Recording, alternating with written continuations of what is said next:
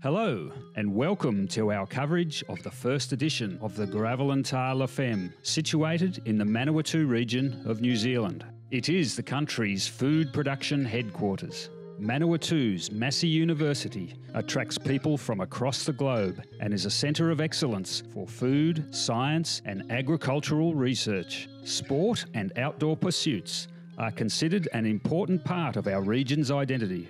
Situated between the coast and the rugged Ruahine Ranges, it is known for its many recreational opportunities. The city of Palmerston North regularly hosts both national and international events.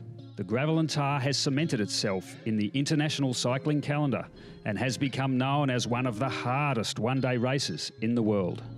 Starting in the award-winning beautiful town of Fielding, the 2019 event takes in the lush and green farmland of the Manawatu, the winding gravel roads of the Pohongina watersheds, and the fertile Manawatu River plains.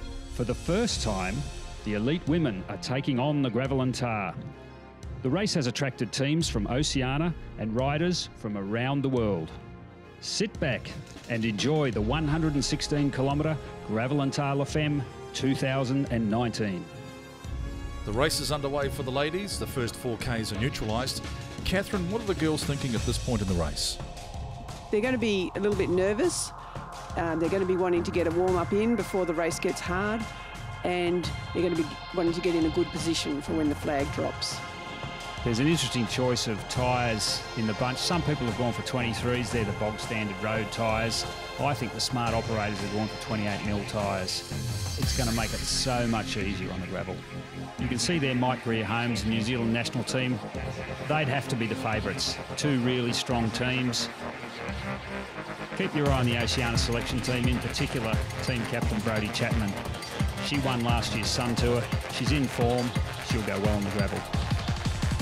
The flag is dropped and the girls are on their way. How do you think it's going to pan out? There doesn't seem to be any urgency in the bunch. I think they're waiting for Sector 1.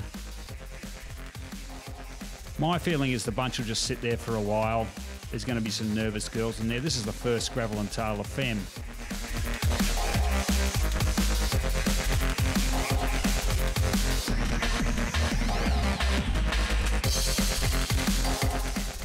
The pace is starting to string out now. They're probably trying to position themselves to the first gravel sector.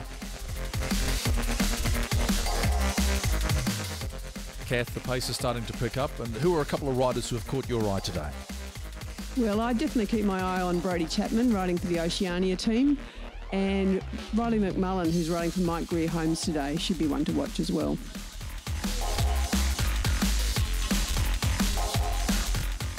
The first gravel sector on Junction Road can't be far away now. The girls will be starting to get nervous. It'll be just interesting to see how they really approach this sector, whether they go really hard to get on there first. That's my suspicion. We're about to turn into Junction Road, and you can see here the corrugations on the road. It wouldn't surprise me if there's going to be a few accidents. Certainly the bunch is completely starting to split up now. You can see the gaps opening up. Some of the girls are trying really hard just to keep up. They're following the road tracks. You can see that they're either got to be on the left or they've got to be on the right. Oh, look, there's been an accident. One of the Oceania teams come down. She'll get back on the bike and get going though.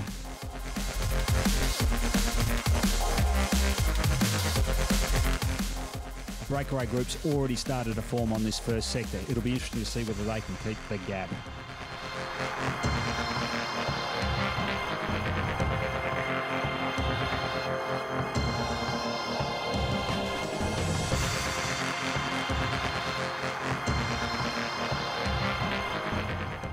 Catherine, there's still 80 Ks to go. How are the riders keeping themselves on the pace for the race? Well, Mark, everyone will be carrying at least 2 drink bottles, so keeping themselves well hydrated, and they'll also have some food in their back pockets, possibly some caffeine gels, and they'll be spreading that out evenly through the race. But of course, with the gravel sectors in there, they'll have to choose when they eat, because you won't be able to eat when you're on the gravel. What we've got is a front bunch of about 20 riders left. They're heading towards the Orua River Valley, and then Sector 3 sees a good gravel climb. from there, I suspect that's where we're going to see it really break up.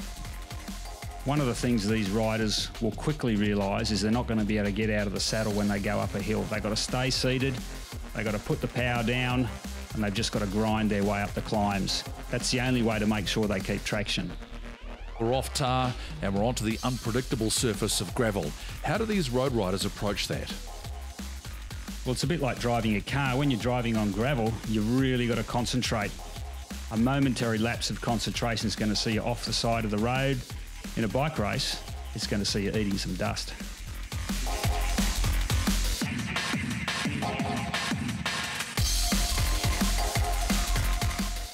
Well, in this race, it's really important how the rest of the second and third riders finish. So they'll be trying to save as much energy as they can for the end of the race, and they'll be trying to stay with the riders that are trying to chase down those first two.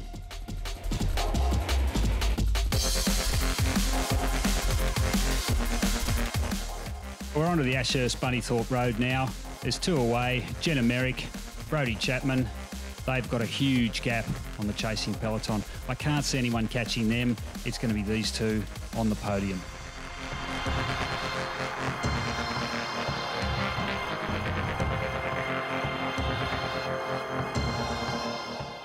We're in the Higgins gravel pit now. Here's the chasing bunch.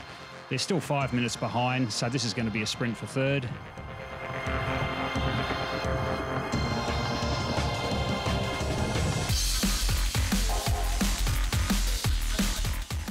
Here's our front two, exiting Higgins on a Tomato Road. It's going to be a two-up sprint.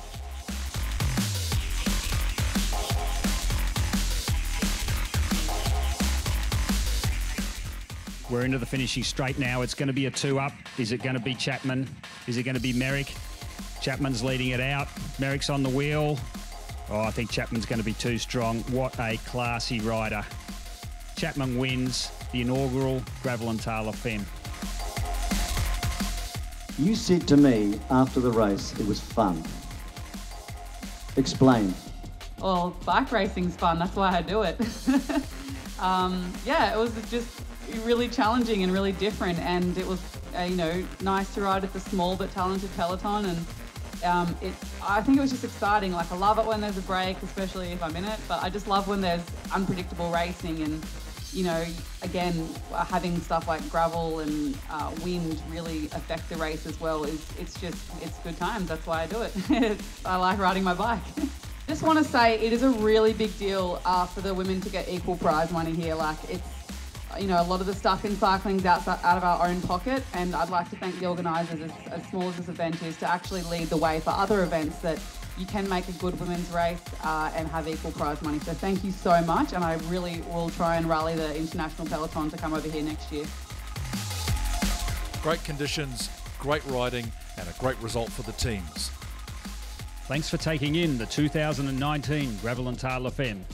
We'll see you again next year.